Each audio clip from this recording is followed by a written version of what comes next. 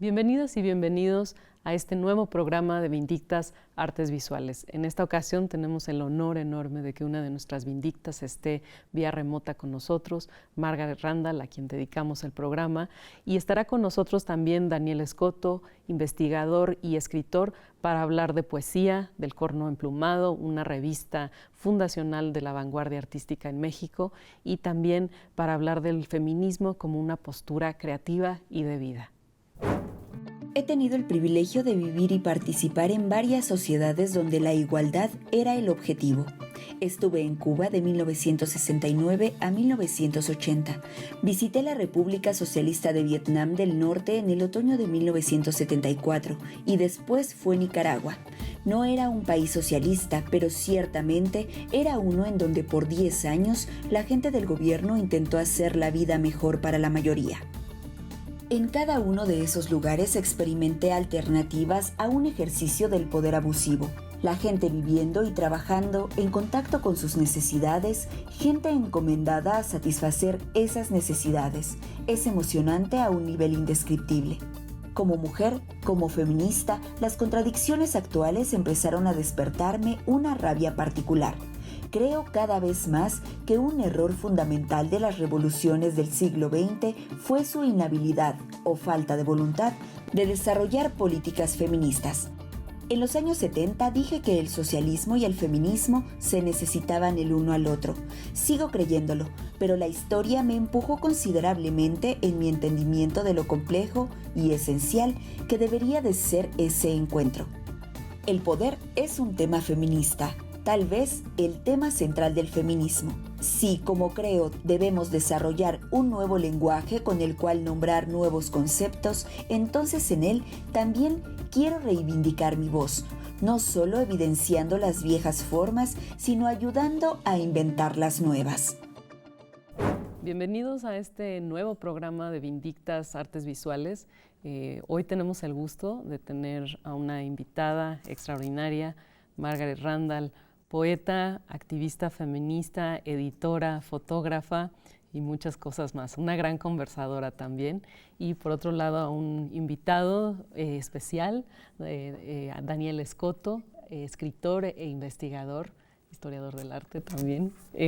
Y pues me da muchísimo gusto tenerlos aquí, a Margaret desde su casa en Albuquerque, en Estados Unidos, y a Daniel aquí en el estudio.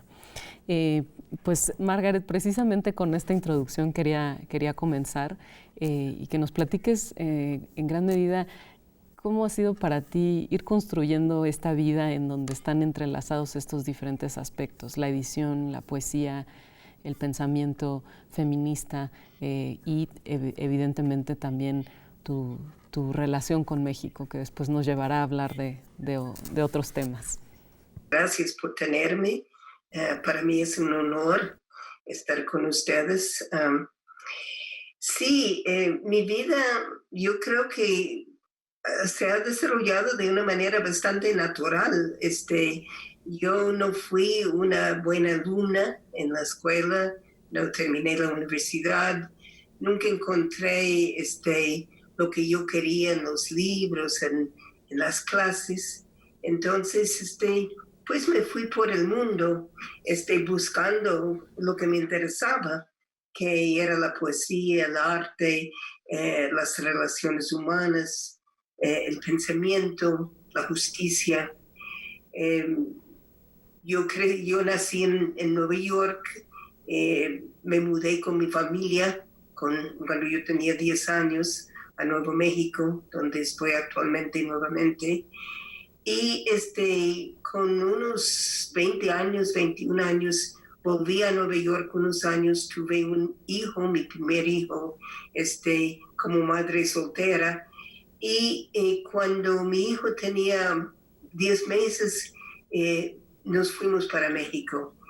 Subimos a un Greyhound, un bus, y nos fuimos. Y creo que era un poco porque yo sentía que ya la ciudad de Nueva York, tan mágica, tan maravillosa, me había dado mucho, pero ya no la necesitaba para escribir, para vivir, quería pasar más tiempo con mi hijo. Y así llegamos a México en el otoño del del 61. Y ahí iba a vivir los próximos 8 años, casarme con un poeta mexicano, tener 3 hijos más, 3 hijas en este caso. Y bueno, así llegué a México y fueron realmente años riquísimos de mi vida. Debo mucho a México y lo amo mucho. 2 de mis hijas viven allí actualmente con sus familias. ¿Cómo cuando llegaste a México, cómo es que empezaste también, digamos, a relacionarte con el mundo cultural aquí en México? Bueno, en Nueva York yo hice una lectura en un café como hacíamos en aquellos años y en esa ocasión conocí a Philip Lamantia, un poeta beat. Yo era también del movimiento beat en Estados Unidos. Él estaba en mi lectura, estaba de visita en Nueva York. Vivía en México, Philip, y me dio su número de teléfono, me dijo que cuando llegaba a México le llamara. Eso hice. Y Philip tenía en su apartamento en la colonia Cuauhtémoc, en la zona rosa, todas las noches una especie de salón de poesía. Nos reunimos poetas de México, de Estados Unidos, Nicaragua, Perú, Chile, etc. Y allí nos leímos unos a los otros. Los norteamericanos leímos a los latinoamericanos y viceversa, sin entendernos totalmente, ¿verdad? Y esa falta de comprensión del lenguaje produjo en nosotros un deseo de hacer un vehículo, algo, ¿no? un foro que resultó ser El Corno Emplumado, una revista que en su nombre lleva el corno del jazz norteamericano, las plumas de Quetzalcóatl, símbolo mesoamericano. Y bueno, nos lanzamos a hacerlo Sergio Mondragón y yo. Nos enamoramos, nos casamos, tuvimos hijas, y como todo en mi vida, la vida íntima se ligaba mucho a la vida profesional o pública. Nosotros, el primer número del Corno, lo tengo aquí, era una revista de más o menos 100 páginas, tenía trabajos de Leonora Carrington, de Laura Sejourné, de Ernesto Cardenal. Y bueno, el Corno llegó a ser toda una institución antiinstitucional, ¿verdad? Un producto de esos años maravillosos que fueron los años 60 en todo el mundo realmente, años vibrantes, años de mucha energía. Vamos a ir a una pequeña cápsula para conocer nuevamente a nuestro regreso mucho más a fondo qué fue El Corno Emplumado, una revista importantísima que marcó la vanguardia de la literatura en México. Ahora regresamos. Como si la silla vacía. ¿No podemos simplemente dejarlo atrás? Preguntan los intocados, pero ¿dónde es atrás? ¿Hacia qué punto cardinal se yergue? ¿Qué clima soporta? ¿Qué intersección de latitud y longitud? ¿El punto de la mira convergiendo sobre su rostro hambriento? ¿No podemos simplemente seguir adelante? Como si la silla vacía no estuviera metida bajo el borde de la mesa, ese lado de la cama desierto y frío, o el espejo reflejando una cara sola no se burlara de estas vidas que habitamos, ocupantes incómodos, pagando en cuotas por lo que ya no tenemos. Sin él, sin ella, sin aquellos que arrancaron de este aire que respiramos, ya no poseemos nuestras vidas el espacio que nos rodea, sonidos dulces de la calle o el campo. Sin ellos no podemos seguir adelante, porque ¿cómo van a encontrarnos cuando vuelvan trastabillando a casa?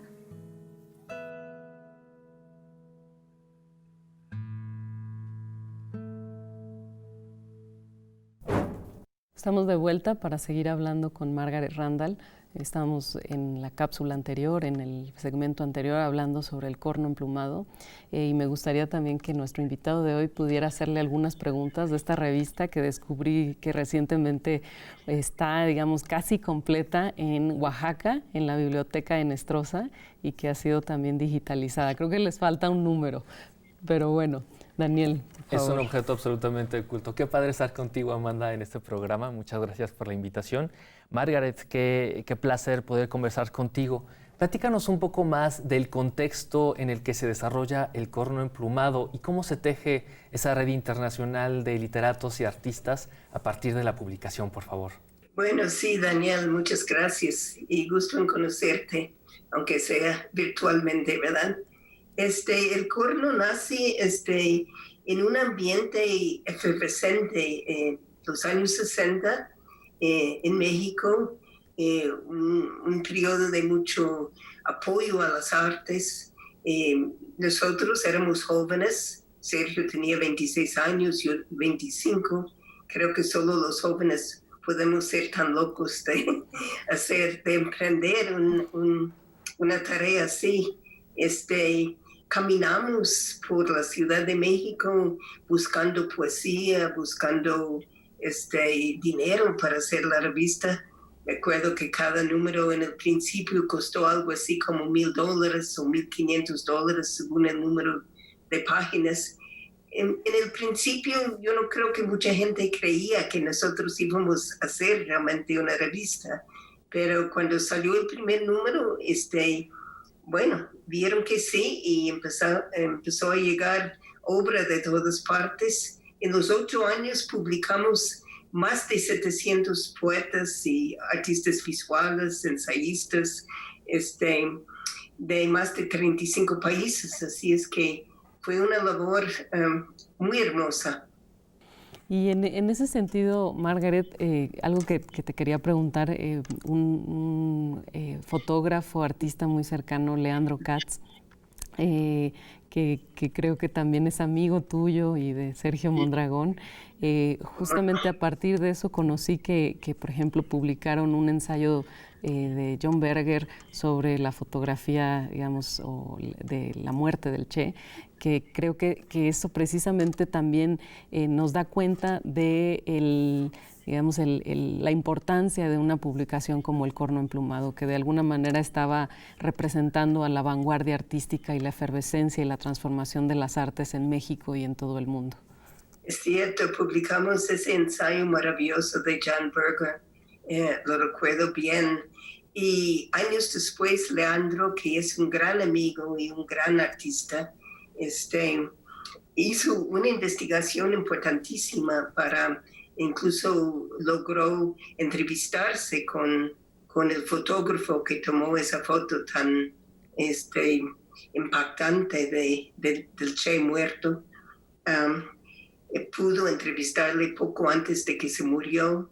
Hizo una película también maravillosa sobre todo ese hecho, ¿no?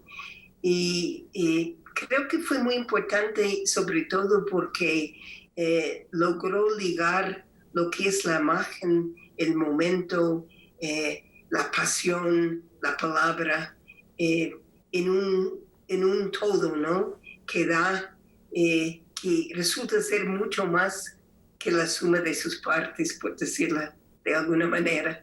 Y creo que otro aspecto también importante, digamos, no sé, Daniel, también que podamos conversar al respecto, pero que el corno no tenía una visión limitada respecto a cómo interactuaban las artes, digamos, entre sí. No, es cierto, fue muy importante esa parte del corno. Nosotros nunca quisimos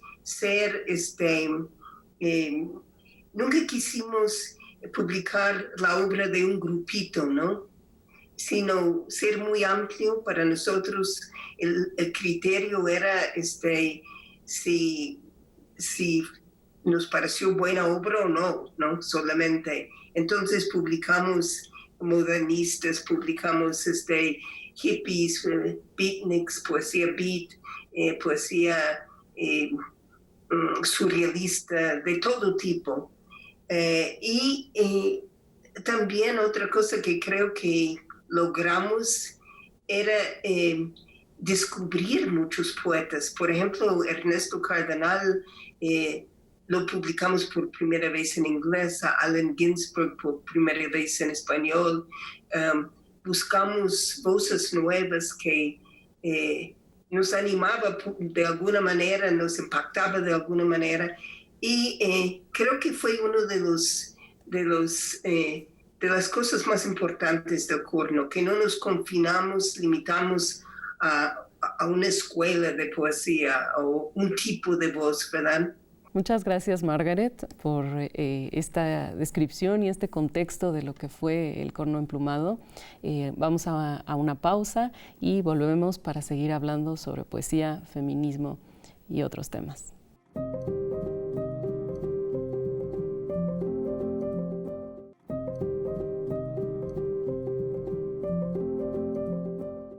Estamos de vuelta con Margaret Randall para hablar precisamente de qué pasó después del Corno Emplumado.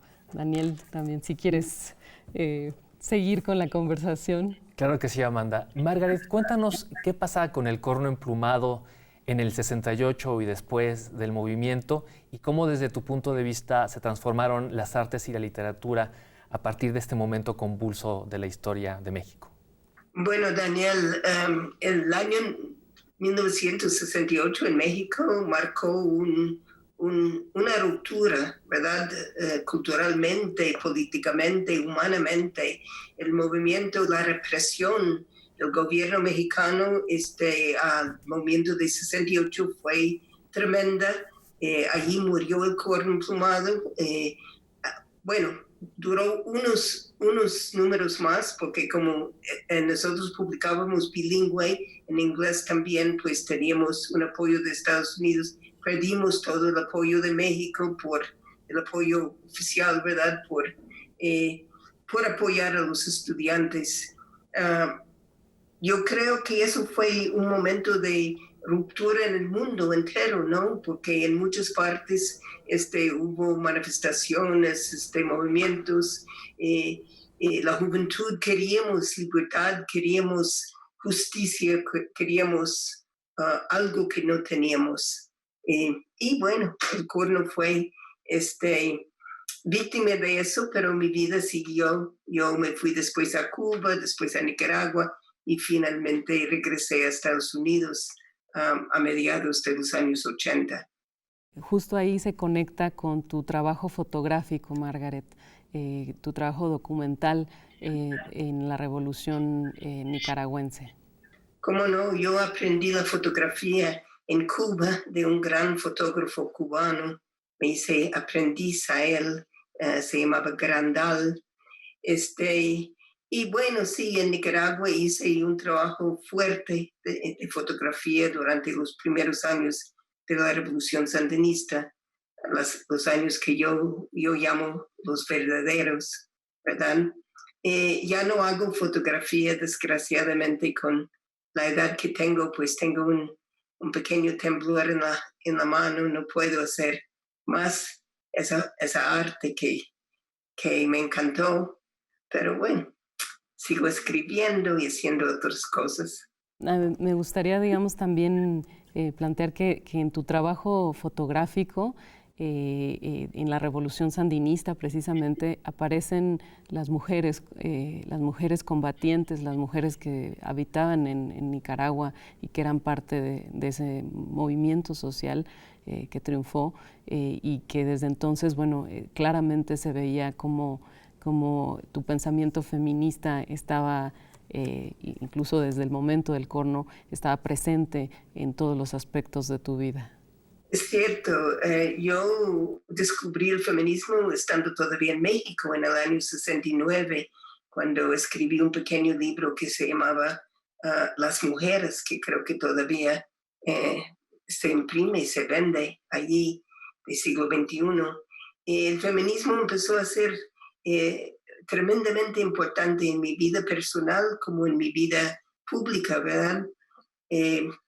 Yo me considero feminista y para mí el feminismo es la herramienta más poderosa para analizar el poder, la desigualdad.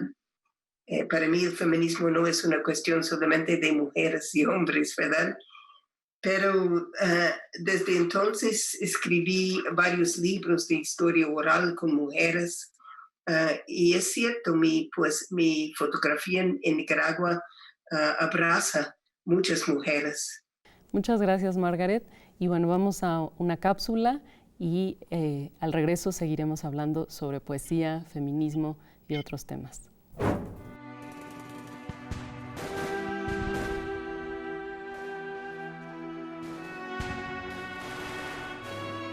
Yo trabajé con Sandino como mensajera. No había jefes ni generales. Éramos soldados nicaragüenses contra los machos. Peleamos por una Nicaragua libre. Nunca dejé de participar ni por un minuto. No me salí. Esos lazos duran hasta el final.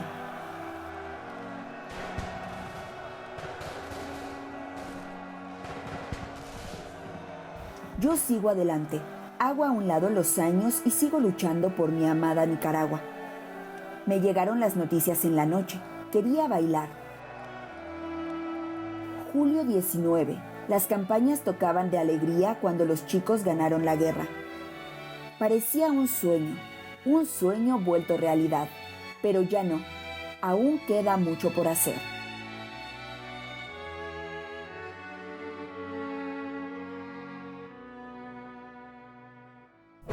Estamos de vuelta y me gustaría que también Daniel pudiera hacerle algunas preguntas a Margaret sobre estos temas. Margaret, en tu obra, que es muy vasta, muy prolífica, en varios momentos importantes tenemos la historia oral como herramienta, como género. Cuéntanos un poco de cómo utilizaste este recurso para contar historias, para tu obra literaria.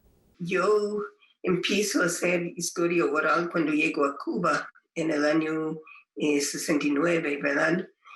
Realmente yo no sabía entonces que era una categoría, un género literario.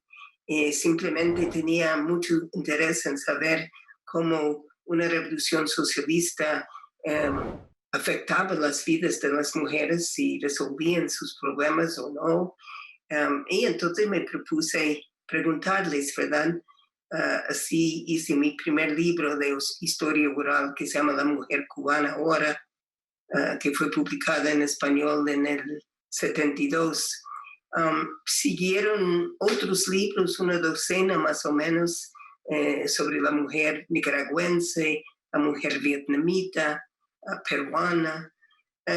Y era un trabajo bastante fuerte, pero poco a poco me daba cuenta que no era tan interesante que yo dijera esas historias, ¿verdad? Que yo contaba esas vidas, sino era mejor que la misma mujer pudiera contar su vida. Y en la medida en que esas mujeres silenciadas por tantos siglos cobraban su voz propia, bueno, yo dejé entonces de hacer ese tipo de trabajo.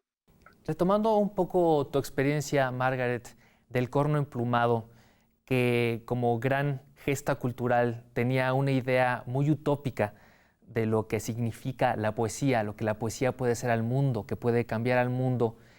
Después de todas estas experiencias, de tu trayectoria, de tu carrera en varios escenarios de América Latina y del mundo, ¿cómo ves este rol que podría tener la poesía en una utopía en este año tan crítico como es el 2020? Bueno, claro, decir que la poesía puede cambiar el mundo es una frase un poco juvenil, ¿verdad? Y es cierto, en estos momentos estamos viviendo una época bastante dramática, pero yo creo que la poesía, si no cambia el mundo, sensibiliza al ser humano y la poesía puede decir una historia verdadera, cuando muchas veces los textos de historia, los libros de historia, no son, no cuentan la historia real, ¿verdad? Entonces, para mí el arte es muy importante en ese sentido. Y por ejemplo, en estos momentos de la pandemia, yo me he encontrado escribiendo poemas desde la pandemia, acerca de la pandemia. Salió un libro en Colombia y Argentina el mes que entra, Estrellas de Mar sobre una playa, que son mis poemas de la pandemia. Así es que yo creo que la poesía siempre tiene algo importante que decir. Quizá no salve el mundo, pero ayuda a los que salven el mundo. Y en ese sentido, la descripción que hacías del feminismo en el bloque anterior me parece muy importante, que es el feminismo sirve, es una herramienta intelectual para pensar el poder. Y en ese sentido, ¿cómo se conecta, digamos, el pensamiento feminista con tu escritura, con tu poesía? No nada más en tu trabajo como editora, evidentemente, sino en tu trabajo creativo. No, el feminismo está en el fondo de todo para mí, ¿no? Yo escribo como feminista desde el feminismo. Mi voz es la voz de una mujer en una época en que, gracias al feminismo, tenemos la posibilidad de hablar, de publicar cosas que no fueron posibles para las mujeres de las generaciones anteriores, ¿verdad? Y para mí, el feminismo, por ejemplo, en Estados Unidos en estos momentos estamos en una lucha tremenda en contra del racismo, como seguramente sabes, por la brutalidad de la policía que sigue matando a hombres negros indefensos. Ha habido una protesta continuada y eso tiene que ver con el poder, y allí mismo también el feminismo entra como herramienta para entender ese fenómeno. Siendo una poeta feminista, digamos, como una decisión de vida también, siempre he pensado que la poesía es el lugar también para desestructurar el lenguaje como poder.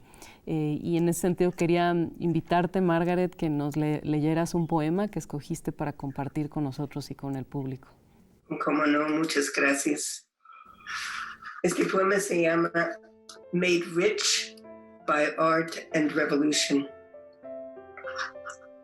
When I am gone and August comes to my desert, rain will soak sand, its rich scent rising to enter the lungs of another mother or walker, someone whose intention and desire I cannot know. When I am gone, this painting of little islands, miniature trees and birds floating in a magical sea of blue will hang in someone else's house. Will that person tell the story of poor Nicaraguan peasants made rich by art and revolution? A granddaughter may inherit my turquoise earrings, the clay pans I've used for years, their pungency filling the house, will offer up a new generation of bread. Someone not yet born may read this poem, but who will ask the questions born of the answers I juggle today? Who will know the heat of this great love or catch fragments of my memory reassembling just before dawn? Muchas gracias, Margaret, por compartir tu pensamiento y tu trabajo con nosotros. También muchas gracias, Daniel, por acompañarme en esta entrevista. Padrísimo, Amanda, gracias. Gracias a ustedes. Por el momento me despido de México con mucho amor. Y muchas gracias a todo el auditorio por acompañarnos. Los esperamos la próxima semana en otra sesión de Vindictas Artes Visuales.